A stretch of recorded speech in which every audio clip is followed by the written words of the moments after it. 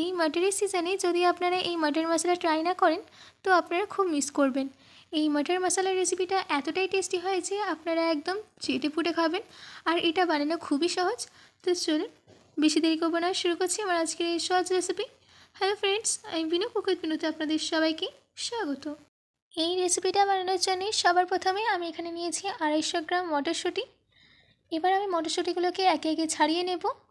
ছাড়িয়ে নিয়ে একটা বোলে ট্রান্সফার করে নিচ্ছি। দেখুন আমাদের এখানে মটরশুঁটিগুলো ছাড়ানো হয়ে গেছে। এবার আমরা চলে যাচ্ছি আমাদের নেক্সট প্রসেসে। আমি একটা কড়াইয়ের মধ্যে দিয়ে দিচ্ছি 5 চামচের মতো সাদা তেল। তেল গরম হয়ে গেলেই দিয়ে দিতে হবে 3টে মিডিয়াম সাইজের পেঁয়াজ, যেটা আমি স্লাইস করে নিয়েছিলাম। এবার পেঁয়াজগুলোকে গোল্ডেন ব্রাউন কালার আসা অবধি ভেজে নিতে হবে। দেখুন আমাদের এখানে পেঁয়াজের মধ্যে একটা সুন্দর গোল্ডেন ব্রাউন কালার চলে এসছে। এবার আমি পেঁয়াজগুলোকে তেল থেকে তুলে নিচ্ছি।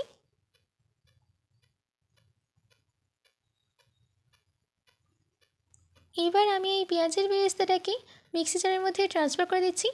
তারপর এর মধ্যে অ্যাড করে দিতে হবে 2 চামচ টক দই, 3টে কাঁচা লঙ্কা, ফ্রেশ ধনেপাতা। এবার এটার একটা ফাইন পেস্ট রেডি করে নিতে হবে।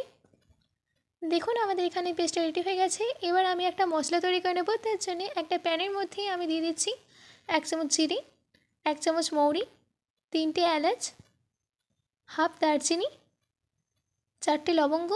এবার এই সব কিছুর একটা ড্রাই রোস্ট করে নিতে হবে কিছু সেকেন্ডের জন্যে। দেখুন আমাদের এখানে ড্রাই রোস্ট করে নেওয়া হয়ে গেছে। এবার গ্যাসের ফ্লেমটাকে অফ করে দিয়ে এটার একটা পাউডার রেডি করে নিতে হবে। এবার আমি একটা কড়াইয়ের মধ্যে দিয়ে দিচ্ছি 3 চামচ সাদা তেল। তেল গরম হয়ে গেলে দিয়ে দিতে হবে 1 চামচ কুচনো আদা, 1 চামচ কুচনো রসুন। এবার এই আদা রসুনটাকে কিছু সেকেন্ডের জন্য সতে করে নিতে হবে।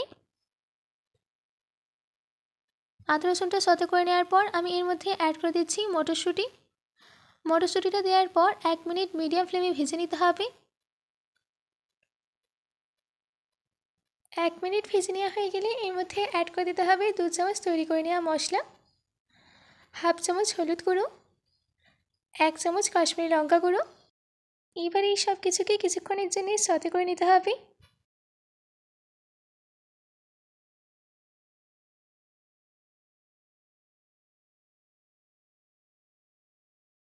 সতে করে নেওয়ার পর এর মধ্যে অ্যাড করে দিচ্ছি গ্রেভি পেস্ট, যেটা আমরা রেডি করে রেখেছিলাম।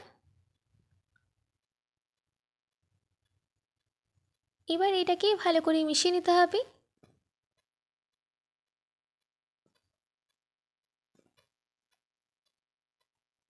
আমাদের এখানে গ্রেভি পেস্টটা মটরশুঁটির সঙ্গে ভালো করে মিশিয়ে নেওয়া হয়ে গেছে। এবার আমি এর মধ্যে অ্যাড করে দিচ্ছি স্বাদ মতো নুন। নুনটা দেওয়ার পর আবারও মিশিয়ে নিতে হবে। তারপর এর মধ্যে অ্যাড করে দিতে হবে 1 কাপ পরিমাণে জল। জলটা দেওয়ার পর একটু মিশিয়ে নিচ্ছি। এবার ঢাকা দিয়ে 3 থেকে 4 মিনিট মিডিয়াম ফ্লেমে রান্না করে নেব। 4 মিনিট বাদ ফিরে আসছি। আমাদের এখানে 4 মিনিট হয়ে গেছে। এবার আমি ঢাকনাটাকে খুলে এটাকে একটু মিশিয়ে নিচ্ছি।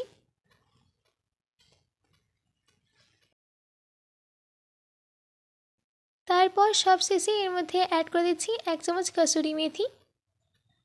মেথিটা দেওয়ার পর ভালো করে মিশিয়ে নিতে হবে। ব্যাস রেডি হয়ে গেছে আমাদের মটর মশলা। এবার গরম গরম সার্ভ করে নিন। আপনারা এই মটর মশলাটাকে রুটি, পরোটা, লুচি কিংবা রাইসের সঙ্গে সার্ভ করতে পারেন। আশা করছি আমার আজকের এই মটর মশলার রেসিপিটি আপনাদের ভালো লেগেছে। বাড়িতে এটি অবশ্যই ট্রাই করবেন ও কমেন্ট করে জানাবেন যে কেমন হয়েছে। আজকের মতো এটুকু। আবার দেখা হচ্ছে অন্য কোনো রেসিপি নিয়ে। ভালো থাকবেন, সুস্থ থাকবেন।